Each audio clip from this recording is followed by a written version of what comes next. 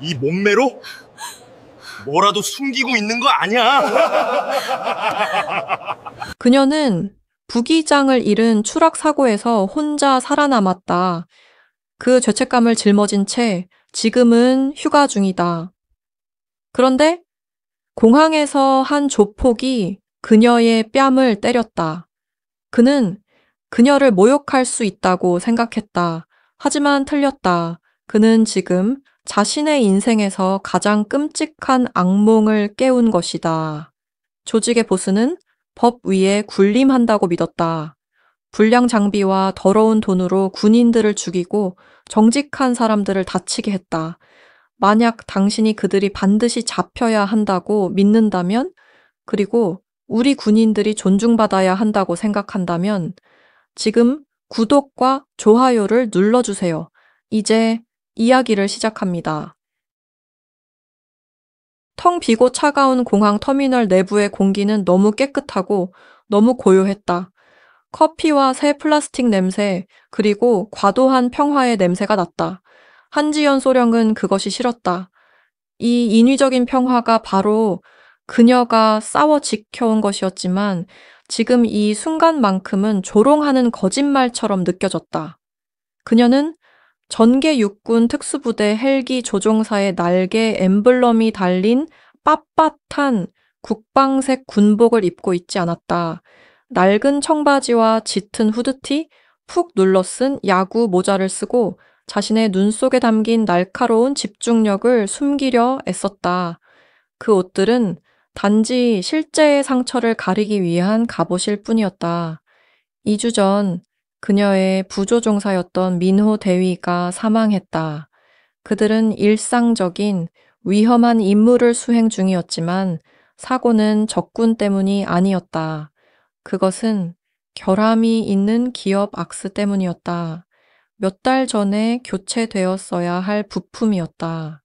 서명되고 봉인되었으며 명백히 묵살된 그 정비 보고서는 지연의 기억 속에 불타는 낙인처럼 새겨져 있었다. 그녀는 치명적인 추락에서 살아남은 조종사만이 이해할 수 있는 무겁고 짓누르는 죄책감을 짊어지고 있었다. 그녀는 휴가를 떠난 것이 아니라 민호의 유품을 그의 가족에게 전달하기 위해 비행기를 타려던 참이었다. 그 어떤 임무 하중보다 무거운 과업이었다. 단순한 기업 악스, 깨진 약속, 죽은 전우. 그녀는 비싼 공항 체인점의 찌꺼기 같은 커피가 아닌 진짜 커피가 필요했다. 볶은 원두의 희미한 냄새를 따라가다 서비스 복도 근처에 작게 자리 잡은 독립상점인 어머니의 향기, Mother's Brew를 발견했다. 작은 가게는 흠잡을 데 없이 깨끗했지만 주인인 싱글맘은 피곤하지만 친절한 눈빛을 하고 있었고 사흘밤을 꼬박 사온 사람처럼 보였다. 지연은 블랙커피를 주문했고 돈을 받을 때 그 여자의 손이 미세하게 떨리는 것을 보며 그녀의 지친 상태를 알아차렸다. 지연이 기다리는 동안 평화로운 순간은 산산이 부서졌다. 두 남자가 카운터로 거들먹거리며 다가왔다. 그들은 세련된 사업가가 아니었다.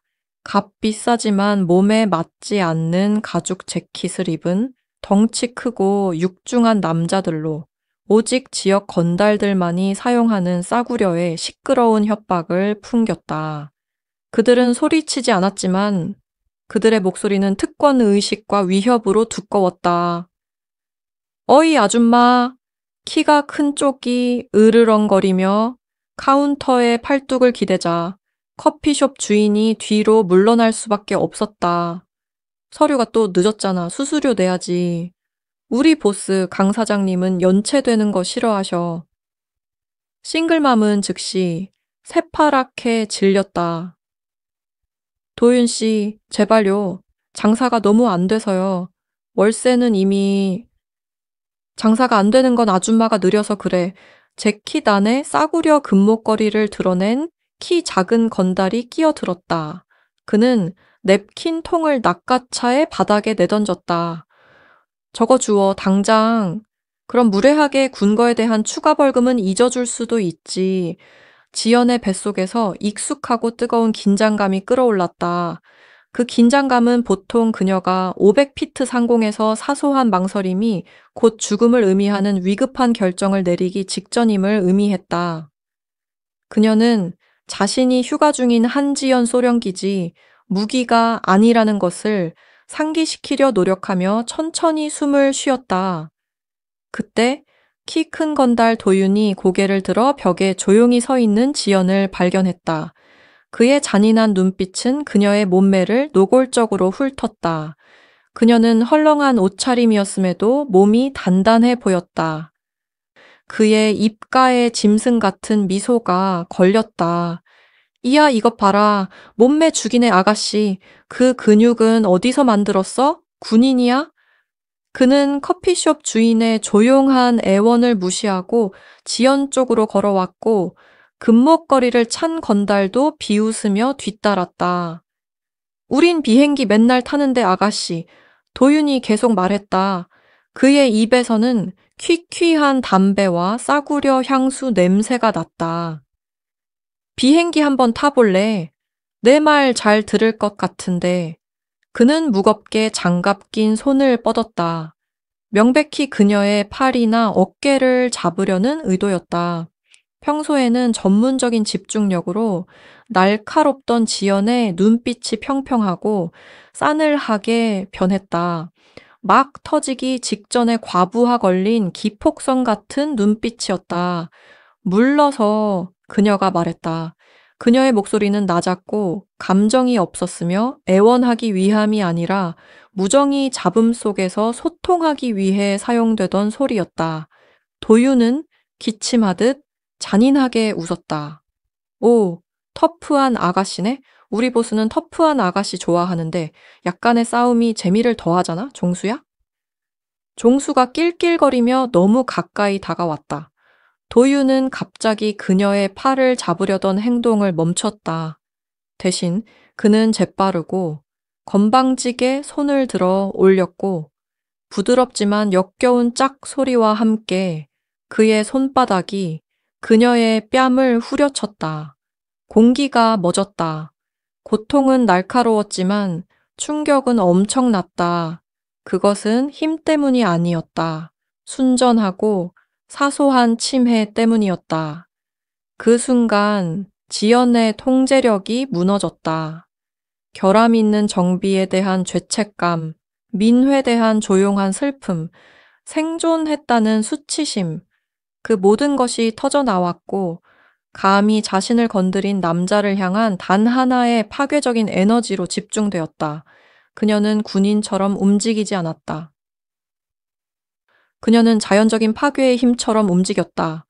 도윤이 팔을 채 거두기도 전에 지연이 폭발했다. 그녀의 몸은 단 하나의 단단한 화관감 조각이 되었다. 그녀는 주먹을 날리지 않았다. 대신 그녀는 어깨와 엉덩이를 앞으로 밀어넣어 마른 가지가 부러지는 듯한 소리와 함께 그의 갈비뼈에서 공기를 짜냈다. 퍽. 도유는 쌕쌕거리는 신음과 함께 폐에서 숨을 뱉어냈다. 그가 비틀거리며 뒤로 물러서는 순간 지연의 오른팔이 튀어나갔다. 스윙이 아니라 정밀하게 통제된 일격이었다. 수년간의 근접 전투 훈련으로 단련된 그녀의 팔꿈치가 그의 턱선 바로 아래에 있는 민감한 신경 다발을 정확하게 강타했다. 그것은 죽이기 위함이 아니라 중추신경계를 과부하시키도록 설계된 급소 타격이었다. 도윤의 눈이 뒤집혔다. 그는 즉시 쓰러졌고 끈이 끊어진 꼭두각시처럼 싸구려 가죽 더미 속에 힘없이 쓰러졌다. 금목걸이를 찬 건달 종수는 멍하니 쳐다봤고 그의 비웃음은 순수한 광적인 공포로 바뀌었다. 그는 본능적으로 주머니 속에 칼을 잡으려 했다. 그의 손가락이 칼자루에 닿기도 전에 지연은 이미 그를 향하고 있었다. 그녀는 고전적인 육군 특수부대 테이크다운을 사용했다. 목에 가해지는 개방형 손바닥 타격, 치명적이지 않으며 기절에 초점을 맞춤이 이어 그의 발목 뒤쪽을 발로 날카롭게 걸어 넘어뜨렸다. 우지끈. 종수는 고통스럽고 시끄러운 소리와 함께 타일 바닥에 쓰러졌다. 지연은 그를 넘어섰고 자신의 군화 뒤축을 그의 무릎 측면에 정확하게 대고 눌러 명확한 메시지를 전달했다. 내 보스한테 전화해. 그녀는 여전히 위험할 만큼 침착한 목소리로 말했다. 뺨은 이미 붉게 달아오르기 시작했지만 그에게 정비가 기한을 넘겼다고 말해. 그녀는 발을 들었다. 종수는 움직이지 않았다. 그는 겁에 질려 뒤로 기어갔고 떨리는 손으로 휴대폰을 더듬었다. 그는 기절한 파트너와 지연의 불타는 눈빛을 번갈아 보며 자신이 단순한 민간인을 건드린 것이 아니라 살아있는 수류탄을 걷어찬 것임을 깨달았다. 종수는 도윤을 도우려 하지도 않았다. 그는 울리는 전화를 낚아차의 터미널 출구 쪽으로 달아놨고 수화기에 대고 필사적으로 소리쳤다. 보스, 당했어요. 그녀는 미쳤어요. 지원이 필요해요. 커피숍 주인은 입에 손을 대고 얼어붙은 채 지연을 응시했다. 소령은 뒤돌아보지 않았다. 그녀는 그저 블랙커피를 집어들고 길고 신중하게 한 모금을 마신 뒤 걸어 나갔다. 그녀의 전신은 뻣뻣했고 그 엄청나게 억눌린 분노는 여전히 피부 아래에서 진동하고 있었다. 그녀는 이것이 끝이 아님을 알았다. 방역함으로써 그녀는 이 공항보호구역 전체를 운영하는 강 사장에게 전쟁을 선포한 것이었다. 한지연 소령은 커피 가판대에서 걸어 나오면서 뺨의 화끈거림을 그 손찌검의 고통스러운 잔상처럼 계속 느꼈다. 그녀에게는 이 하찮은 싸움에 낭비할 시간이 없었다. 그녀의 진짜 임무는 슬픔에 잠긴 유가족에게 비극적인 소식을 전하는 것이었다. 하지만 강렬하고 차가운 분노는 그녀의 피부 밑에서 여전히 윙윙거리고 있었다. 마치 끌 수 없는 강력한 엔진처럼. 한편 땀 흘리는 초조한 건달 종수는 차로 허둥지둥 돌아갔고 목소리가 갈라지는 채로 자신의 상사인 강 사장, 즉 갱 보스에게 전화를 걸었다. 보스, 큰일 났어요. 도윤이 기절했어요. 그녀는 민간인이 아니에요. 보스, 움직임이 마치 유령 같아요. 큰형님들을 보내야 해요. 강 사장, 갱 보스는 화물 터미널 근처에 주차된 검은색 고급 SUV에 앉아 자신의 공항 왕국을 지켜보고 있었다. 그는 단순한 길거리 양아치가 아니었다. 그는 공항 구석구석에서 현금을 뽑아내는 보호구역 운영의 우두머리였고 이 모든 것은 고위층과의 커넥션 덕분이었다. 그는 휴대폰을 3개 내리쳤다. 유령? 미친 여자. 이 공항은 내 거야. 강 사장은 즉시 자신의 가장 귀한 커넥션에게 전화했다. 바로 김 국장 부패한 공항 보안국장이었다. 김 국장은 공식적으로 고용된 보안 직원이지만 실제로는 강 사장의 도구였고 강 사장의 모든 불법 사업이 순조롭게 진행되도록 보장하는 역할이었다. 강 사장은 위험할 정도로 낮은 목소리로 으르렁거렸다. 어떤 여자가 커피숍 근처에서 내 부하 2명을 때려 눕혔어. 당장 그 여자를 찾아 구금시켜. 업무 방해를 핑계로 써. 모든 것을 망치기 전에 당장 해. 김 국장은 돈과 자신의 제복을 맞바꾼 인물로 즉시 제복을 입은 2명의 경비원을 동원했다. 그는 도착 게이트 근처에서 지연을 발견했다. 그녀는 찾기 쉬웠다.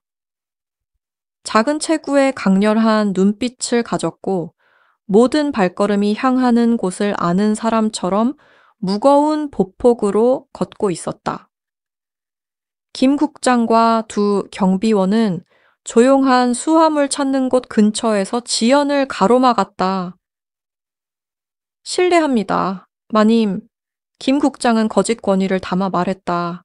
그는 빳빳한 제복을 입은 통통한 남자였고 자신의 힘에 대한 확신으로 얼굴에는 오만함이 흘렀다. 귀하는 공공폭력 및 질서문란 혐의로 체포됩니다. 목격자가 있습니다. 신분증을 보여주십시오. 일장에서 살아남은 건달 종수가 김 국장의 뒤에 초조하게 미소 지으며 서 있었다. 그는 제복이 나타났으니 소령의 싸움은 끝났다고 생각했다. 이게 이 공항에서 문제를 처리하는 방식이야. 아가씨. 종수가 비아냥거렸다. 얌전히 있었어야지. 지연은 그 건달을 쳐다보지도 않았다. 그녀의 시선은 오직 김 국장에게만 고정되어 있었다. 그녀는 그의 물렁한 턱선, 겁에 질려 매수당한 듯한 눈을 보았다. 그녀는 그가 무엇인지 정확히 알고 있었다. 훨씬 더 큰 부패를 보호하는 꼭두각시. 당신에게 보여줄 신분증은 없습니다. 지연은 침착하고 단호한 목소리로 말했다. 그리고 저는 군사 안보 수사를 적극적으로 방해하는 사람의 질서문란 협박에 응답하지 않습니다. 김 국장은 짧고 신경질적인 웃음을 터뜨렸다. 그는 그녀가 허세를 부리거나 자신을 겁주려는 하급장교라고 생각했다. 군대? 당신 꼴을 보라고 군복도 안 입었잖아. 계급을 들이밀려는 겁니까? 당신은 지금 민간인이고 법을 위반했어. 경비들 수갑 채워. 경비원들은 묘한 긴장감을 느끼며 주저했다. 지연은 그 명령을 무시했다. 대신 그녀는 천천히 후드티 주머니에 손을 넣어 개인 스마트폰을 꺼냈다. 그녀는 한 연락처를 누르고 신호가 연결되기를 들었다. 김 국장은 혼란스러워하며 초조하게 지연을 지켜봤다. 전화 내려놓지 않으면 공무집행 방해 혐의를 추가할 겁니다. 지연은 휴대폰을 귀에 대고 수화기에 대고 속삭이기 시작했다. 그녀의 목소리는 갑자기 깊고 정확한 속삭임으로 바뀌었다. 지휘의 차가운 무게가 담긴 속삭임이었다. 여기는 한지연이다. 상황 알파7 확인 완료. 공항 섹터 3. 코드명 김 국장이라는 클래스 C 공무원이 개입을 시도 중이다. 그는 불법적인 정비 접근을 용이하게 하는 컨소시엄 자산 코드명 강 사장을 적극적으로 비호하고 있다. 이 위치와 관련된 조달 사기 기록의 범위를 확인하기 위해 프로젝트 레드 탱고 참조, 즉각적인 장관급 감찰을 요청한다. 그녀는 그 단어들을 깨끗하고 빠르게 말했다. 일반 민간인은 물론 일반 경찰조차 알 수 없는 특정 군사 및 관료적 코드 단어들을 사용했다. 그녀는 휴대폰 스피커를 김 국장과 종수가 반대편에 빠르고 긍정적인 응답을 들을 수 있을 만큼 크게 틀었다. 김 국장의 얼굴은 순간 하얗게 질렸다. 피가 싹 가셨다. 그는 모든 단어를 이해하지 못했지만 장관급 감찰, 조달 사기, 그리고 레드 탱고는 이해했다. 이건 그를 위협하는 어떤 대위가 아니었다. 이건 군대의 최고위 정치 구조와 직접 대화하는 사람이었다. 그녀가 대화하는 상대는 단순한 변호사가 아니었다. 그는 김 국장의 삶을 파괴하고 강 사장의 제국 전체를 폭로할 수 있는 기록에 접근할 수 있는 고위 관리였다. 지연은 김 국장과 시선을 떼지 않은 채 전화를 내렸다. 대화는 이제 기록되었다. 당신은 이제 훨씬 더 큰 조사의 요인이다. 국장은 말을 더듬었고 그의 자세는 완전히 무너졌다. 마님, 저는 몰랐습니다. 이건 오해입니다. 그는 경비원들에게 미친 듯이 손을 흔들었다. 물러서 그녀를 통과시켜. 이분은 통과가 허가된 분이다. 건달 종수는 자신의 강력한 보호자가 흐느끼는 덩어리로 무너지는 것을 지켜봤다. 비웃음은 사라졌고 그는 진정한 공포에 마비되었다. 그는 단순한 폭행과 자신의 갱보스를 영원히 사라지게 만들 수 있는 힘의 표적이 되는 것의 차이를 알았다.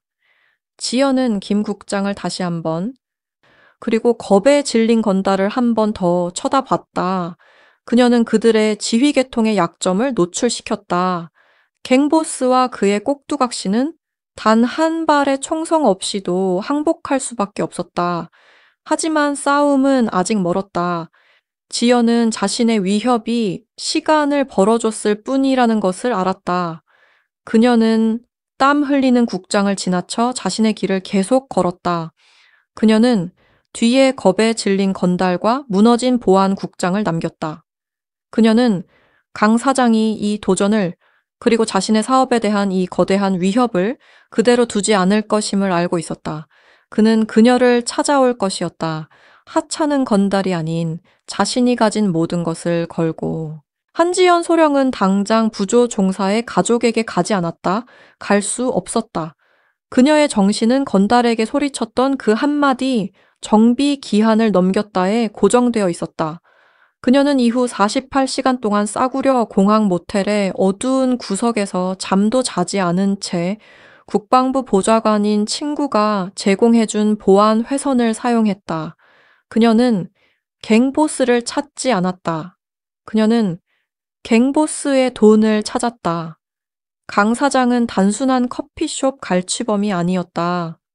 그는 공항 전역에서 대규모의 보호구역 및 경비구역을 운영하고 있었다. 그의 가장 큰 수입원은 신성 서비스 컨소시엄이라는 거대 기업에서 나왔다. 이 컨소시엄은 하찮은 곳이 아니었다. 그들은 지연이 비행하던 기지의 항공기 정비 및 물류 계약을 포함한 주요 정부 계약을 가지고 있었다. 지연의 뱃속에서 뭉쳐있던 덩어리가 고통스럽고 단단한 혹처럼 조여왔다.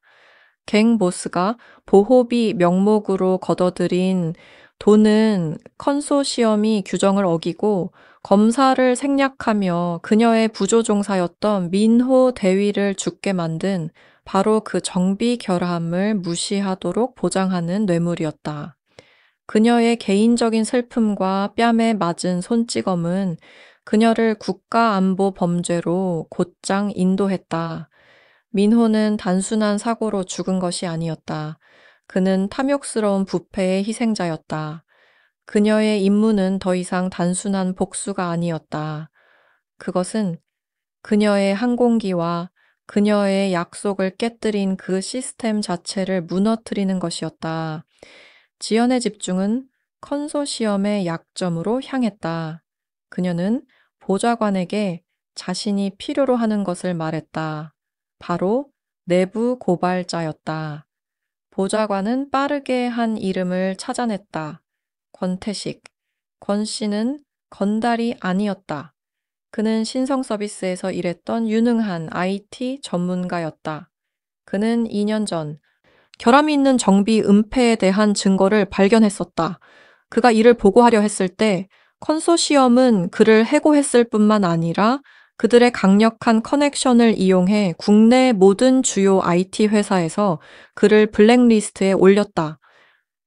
그들은 그의 명성과 경력을 망가뜨렸고 그와 그의 아내, 즉 커피숍 주인이 작은 공항 커피 가판대에서 생계를 유지하기 위해 고군분투하도록 내몰았다.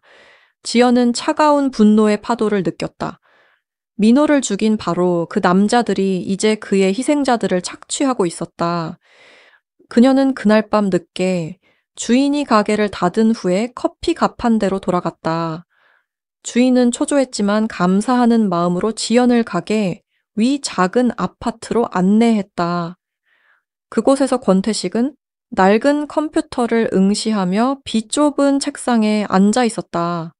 권태식은 지친 남자였다.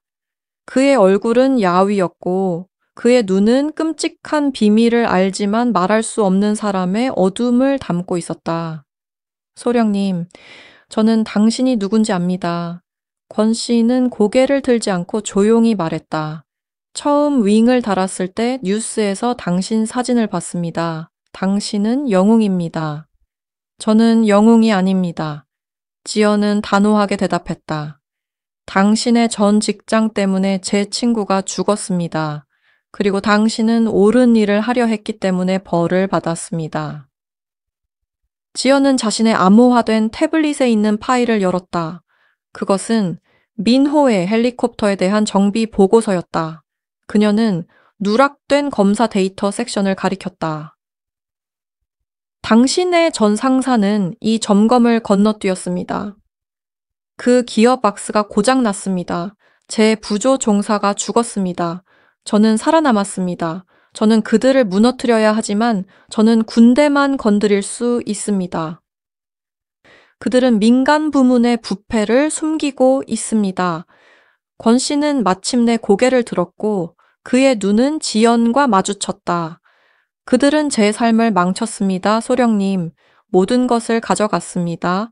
하지만 그들은 데이터를 잠가 놓았습니다. 파일들은 암호화되어 있습니다. 그리고 제가 그들의 서버 근처에 가면 그들은 제가 한 짓임을 알 것입니다. 그들은 제 아내까지 망칠 겁니다. 저는 위험을 감수할 수 없습니다. 그들은 이미 당신의 아내를 망치고 있습니다. 지연은 날카로운 목소리로 반박했다. 그들은 당신의 경력을 파괴한 후에 겨우 작은 커피숍을 운영하는 당신의 아내에게까지 보호비를 요구하고 있습니다. 그들은 당신을 조롱하고 있습니다. 지연은 몸을 숙여 주먹을 책상에 올리고 그의 눈을 똑바로 쳐다봤다. 이것이 바로 거래의 순간이었다. 저는 당신의 해킹 기술이 필요합니다. 갱보스, 공항국장, 컨소시엄 CEO, 그들은 모두 그 정비 보고서로 묶여 있습니다. 당신은 증거를 확보할 접근 권한, 지식, 그리고 기술을 가지고 있습니다. 당신이 저를 돕는다면 저는 두 가지를 보장하겠습니다. 권 씨는 그녀의 모든 말에 귀 기울이며 몸을 숙였다. 첫째, 지연은 계속했다. 저는 그 모든 범죄자들이 자신들이 저지른 일에 대한 대가를 치르도록 할 것입니다. 사기에 대해, 뇌물에 대해, 그리고 민호의 죽음에 대해.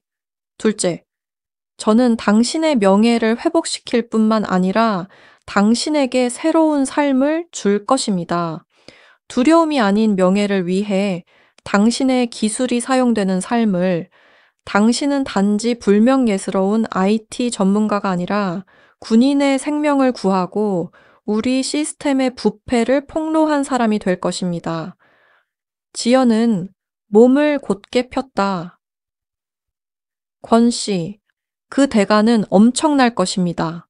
당신은 전쟁터로 걸어 들어가는 것입니다. 하지만 당신은 당신의 명예를 되찾을 것입니다. 선택은 당신의 몫입니다.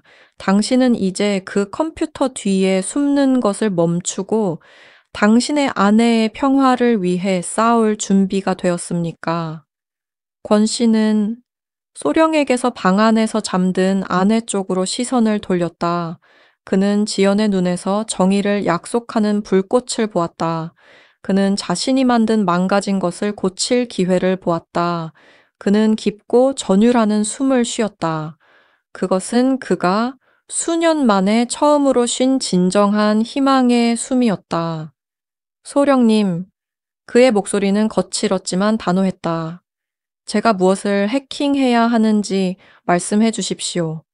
권태식이 돕기로 동의했다는 것은 적들에게 단 하나의 의미였다. 바로 공포였다. 최 회장이라는 남자인 컨소시엄 CEO와 강 사장은 그 IT 전문가만이 자신들의 범죄 제국으로 가는 비밀의 문을 열 수 있다는 것을 깨달았다. 그들은 자신들 둘 다를 파멸시키기 전에 데이터 유출을 막아야 했다. 그들은 지연과 권 씨가 가장 약한 곳을 공격했다. 바로 커피숍 주인이자 권태식의 아내였다. 권 씨의 휴대폰으로 메시지가 도착했다. 어두운 방 안강철 의자에 묶여있는 아내의 섬뜩한 사진 한 장이었다. 장소는 공항에 오래되고 사용되지 않는 구역 근처의 외딴 버려진 경납고였다. 메시지는 간단했다. 해커를 데려와, 혼자 와, 아니면 거래는 끝이야. 메시지가 도착했을 때 지연은 권 씨의 어깨 너머에 서 있었다. 그녀의 얼굴이 굳어졌다. 이거군요. 그들이 우위를 점했다고 생각하는군요. 맞아요. 권 씨가 손을 떨며 속삭였다. 저는 가야 해요. 안 돼. 지연은 목소리를 단단하게 만들며 말했다. 당신은 데이터 폭탄이야. 파일을 설치한 건 당신이야. 나는 기폭 장치야. 함께 가겠지만 증거가 대중에 공개될 때까지 당신은 그림자 속에 머물러. 그들은 권 씨의 낡은 세단을 몰고 버려진 경납고로 향했다. 공기는 차가웠고 기름과 오래된 제트 연료 냄새가 났다. 권 씨는 작은 강력한 무선 송신기에 연결된 자신의 노트북을 가져왔다. 데이터 유출을 해제할 열쇠였다. 지연은 주차하고 시동을 끄고 권 씨를 바라봤다.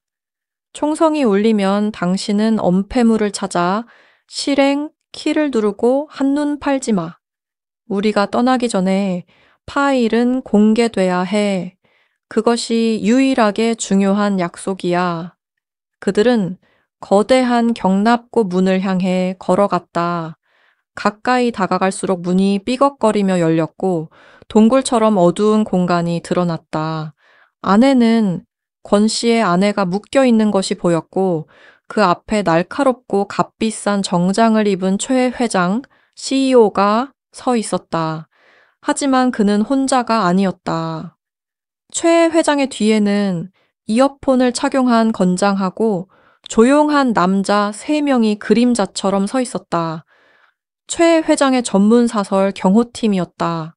그리고 그때 경납고 측면 입구에서 소리가 들려왔다. 시끄럽고 화난 고함과 자갈 위를 밟는 부추 소리였다. 강 사장 갱 보스가 거들먹거리며 경납고로 들어섰고 그의 가장 거친 부하 몇 명이 뒤따랐다. 강 사장은 최 회장의 사업 때문에 온 것이 아니었다. 그는 자신에게 모욕을 주고 자신의 힘을 위협했던 여자에게 개인적인 복수를 하기 위해 온 것이었다. 이런. 강 사장이 지연을 향해 두꺼운 손가락을 겨누며 비아냥거렸다. 터프한 아가씨가 돌아왔군. 당신이 내 부하들을 때려 눕혔지, 소령. 당신이 내 국장을 겁먹게 했지. 이제 당신은 죽어. 최 회장이 차갑고 오만한 목소리로 끼어들었다. 이건 당신의 길거리 싸움이 아니야. 강 사장. 이 장소는 내 재산이야. 노트북을 내놔, 권태식. 그리고 소령 당신이 움직이면 내 팀이 당신 친구의 아내를 부셔버릴 거야. 지연은 주위를 둘러봤다. 6명의 상대, 2명의 인질, 그리고 유일한 탈출구는 입구뿐이었다. 그녀에게는 계획을 짤 시간이 없었다. 그녀에게는 본능만이 남아있었다. 권, 그녀가 소리쳤다. 가, 그녀는 기다리지 않았다. 지연은 왼쪽으로 전력 질주하며 CEO의 경호팀과 갱보스의 부하들 모두의 주의를 끌었다. 이 분산 작전은 성공했다. 권태식은 즉시 버려진 상자 더미 뒤로 몸을 숨기고 미친 듯이 타자를 치기 시작했다. 그의 손가락은 키보드 위를 날아다녔고 데이터 전송을 개시했다. 싸움은 2개에 분리되고 잔혹한 전투로 폭발했다. 일사지연대 CEO 경호팀, 3명의 전문가들이 먼저 공격했다. 그들은 훈련받았지만 지연은 특수부대였다. 그녀는 3단봉을 피했고 가장 가까운 경비원의 팔을 붙잡아 재빠르고 하향식 관절 꺾기 기술을 사용해 그를 즉시 무력화시켰다. 그녀는 큰 기계와 상자를 엄폐물 삼아 놨고 빠르게 움직이며 무릎, 팔꿈치, 목 등 약점을 끊임없이 노렸다. 그녀의 초점은 신속하게 위협을 제거하고 진짜 문제로 돌아가는 것이었다. 이 지연대 강 사장과 그의 부하, 강 사장은 자신의 경호팀이 실패하는 것을 보고 분노로 절규하며 부하들을 이끌고 돌진했다. 이것은 전문적인 싸움이 아니었다. 이것은 거리의 전쟁이었다. 그들은 쇠지렛 대와 순수한 무력으로 그녀에게 달려들었다. 지연은 갱 사장 부하들을 정면으로 맞섰다. 그녀는 빨랐지만 그들은 숫자가 많았다. 그녀는 어깨에 빗나간 타격을 입었지만 그 고통을 이용해 몸을 회전시키며 한 건달의 턱을 부수는 강력한 발차기를 날렸다. 그녀는 필사적인 팔뚝 방어로 쇠지렛대를 막아냈고 그 반동을 이용해 강 사장을 근접 격투로 끌어들였다. 이것은 그녀가 기다려온 클라이맥스였다. 그녀는 강 사장의 증오로 가득 찬 눈을 들여다봤다. 이건 정비 사기에 대한 대가야. 그리고 이건 뺨을 맞은 대가야. 억눌린 슬픔으로 가득 찬 포효와 함께 지연은 그의 팔을 걸어 비틀었다. 역겨운 우직근 소리와 함께 강 사장의 팔꿈치 관절이 완전히 부서졌다. 그는 비명을 질렀고 무기를 떨어뜨렸다. 지연은 곧바로 그의 가슴에 결정적인 무릎 공격을 가했고 그를 녹슨 항공기 엔진에 내동 대행이 쳤다. 그는 부서지고 패배했고 그의 부하들은 즉시 싸울 의지를 잃었다. 한편 권 씨의 아내는 공포 속에서 잔혹한 장면을 지켜보고 있었고 모니터 화면에만 집중하던 권태식은 소리쳤다. 업로드 중입니다. 10초 후에 데이터가 공개됩니다. 최 회장 CEO는 강 사장이 패배하고 경호팀이 흩어지는 것을 보았다. 그는 데이터 유출이 자신의 경력에 종말을 의미한다는 것을 알았다. 그는 권 씨의 은신처로 달려갔다. 안 돼! 유출을 막아! 이 멍청한 놈아! 최 회장이 소리쳤다. 그는 무거운 금속 막대를 움켜쥐고 권 씨에게 내리쳤다.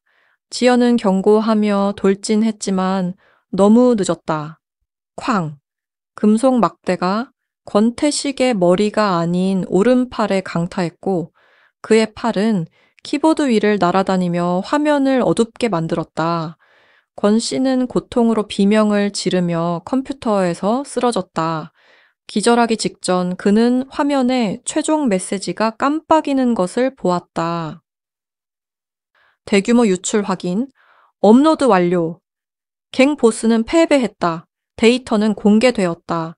하지만 권태식은 피를 흘리며 팔이 부러진 채 그 승리를 위해 끔찍한 대가를 치렀다. 경납고의 공기는 여전히 차가웠지만 싸움은 마침내 끝났다. 갱 보스는 패배하고 부러져 있었고 CEO의 건달들은 도망쳤으며 강철 바닥에는 거대한 찌그러짐과 고통의 신음소리만 남아 있었다. 지연은 심하게 부상당한 권태식과 그의 구출된 아내 위로 우뚝 서 있었다. 대규모 데이터 유출은 완료되었고 디지털 폭탄은 이미 내부에서부터 적을 파괴하고 있었다. 12시간 만에 그 스캔들은 전국에 폭발했다. 권태식이 공개한 증거는 부인할 수 없었다. 수년간의 정비 사기, 계약 조작, 그리고 치명적인 과실을 상세히 담은 암호화 파일들이었다. 파일들은 신성 컨소시엄의 CEO, 부패한 공항보안국장, 그리고 눈 감아주는 대가를 받은 여러 고위 정치인들을 직접적으로 지목했다. 정의는 신속했다. CEO는 도주를 시도하다 체포되었다. 공항보안국장은 사무실에서 수갑이 채워진 채 끌려 나왔다. 그리고 갱보스의 남은 부하들도 모두 검거되었다. 지연은 단지 몇 명의 건달을 물리친 것이 아니었다. 그녀는 인간의 생명을 대가로 이득을 취했던 부패의 시스템 전체를 해체한 것이었고 여기에는 그녀의 부조종사 민호의 생명도 포함되어 있었다. 일주일 후 지연은 소독된 병실에 서 있었다. 권태식은 회복 중이었고 부러진 팔에는 무거운 깁스가 감겨 있었다. 그의 아내인 커피숍 주인은 그의 곁에 앉아 있었는데 더 이상 피곤해 보이지 않고 그저 평온해 보였다. 소령님, 권 씨가 힘없는 목소리로 말했다. 그들이 제 명예를 회복시켜 주었습니다. 심지어 제 아내에게 수사에 도움을 주었다고 감사 인사를 했습니다. 당신 스스로 명예를 회복한 겁니다, 권 씨. 지연은 대답했다. 그녀는 군복이 아닌 단순한 블레이저를 입고 있었다. 제가 요청했을 때 모든 것을 걸고 위험을 감수한 것은 당신입니다. 당신은 민호가 마땅히 받아야 할 정의를 전달했습니다. 이제 저는 어떻게 되나요? 권 씨가 조용히 물었다. 저는 여전히 블랙리스트에 올라 있고 경력이 없습니다. 지연은 주머니에 손을 넣어 단 하나의 공식적인 문서를 꺼냈다. 그것은 오늘부로 끝납니다. 그녀가 그에게 서류를 건넸다. 그것은 입사 지원서가 아니었다. 그것은 새로 창설된 고도의 보안을 갖춘 군 관련 기관의 국방, 사이버 보안 자문위원 임명장이었다. 이제 군대는 당신이 누군지 압니다, 권 씨. 당신은 밖에서 그들의 부패와 싸우려 했죠. 이제 당신은 안에서 그들과 싸울 겁니다. 저는 그 사기꾼들이 정확히 어떻게 생각하는지 아는 사람이 필요합니다. 당신은 선임 사이버 보안 자문위원이 되어 우리의 물류 및 정비 데이터 보안을 위한 벽을 세울 것입니다. 권 씨는 그 문서를 응시했고 그의 눈에 눈물이 차올랐다. 이것은 단순한 일자리가 아니었다. 이것은 명예로운 삶이었다. 그는 더 이상 불명예스러운 해커가 아니었다. 그는 나라의 방패였다. 제 명예를 그는 문서를 부러지지 않은 손으로 꽉 쥐며 속삭였다. 감사합니다, 소령님. 지연은 그저 고개를 끄덕였다. 당신의 가족을 보호하십시오, 권 씨. 그것이 당신의 새로운 임무입니다. 자신의 약속을 완수한 지연에게는 마지막 과제가 하나 남아 있었다. 그녀는 민호 대위가 묻혀있는 조용한 군인 묘지로 차를 몰았다. 그녀는 그의 묘비 앞에 섰다. 작은 노소의 표식은 아침 햇살 아래 깨끗하고 엄숙했다. 그녀는 울지 않았다. 그녀는 살아남은 것에 대해 사과하지도 않았다. 대신 그녀는 그의 묘비 위에 작은 돌멩이를 올려놓았다. 오래된 군인들의 관습이었다. 그리고 마지막으로 조용히 말을 건넸다. 민호야. 그녀는 마침내 흔들리지 않는 목소리로 말했다. 네가 헛되이 죽지 않았어. 너를 실패하게 만든 시스템은 사라졌어. 나는 약속을 지켰어. 편히 쉬렴. 깊은 종결의 감정이 그녀를 휩쓸었다. 그것은 추락 이후 처음으로 느껴보는 진정한 평화였다. 무겁고 짓누르던 죄책감이 마침내 걷혔다. 지연은 자신의 기지로 복귀했다. 슬픔의 검은 잔해는 사라졌고 그 자리는 전문가의 강철 같은 평온함으로 채워졌다. 그녀는 몸에 꼭 맞는 비행복을 입었다. 이제 그 갑옷은 완벽하게 그녀에게 맞았다. 그녀가 안전벨트를 확인하는 동안 정비반장이 헤드셋을 가져왔다. 소령님, 정비반장이 말했다. 방금 임무 명령이 들어왔습니다.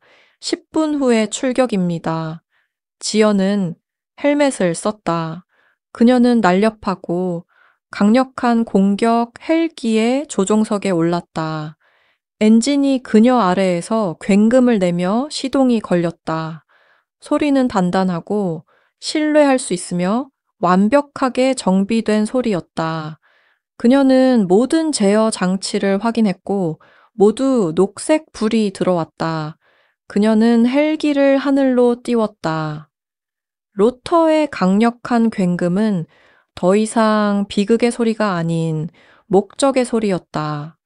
떠오르는 태양을 바라보며 그녀는 건달의 손찌검의 그림자가 아닌 자신의 임무가 나아갈 명확한 경로를 보았다. 부패한 시스템은 무너졌고 약한 자들은 안전했으며 명예로운 자들은 새로운 삶을 얻었다.